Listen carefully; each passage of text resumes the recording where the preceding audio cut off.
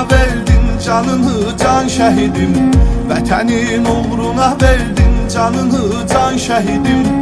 Səni hörmətlə anır Azərbaycan şəhidim. Səni hörmətlə anır Azərbaycan şəhidim.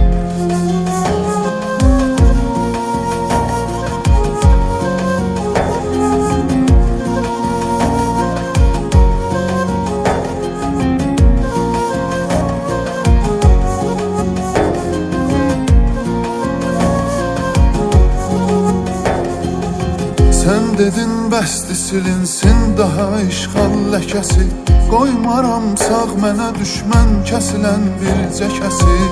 Elə oldu önünü kəsdi ölüm təhlükəsi. Dönmədin amma yolundan mənim aslan şəhidim.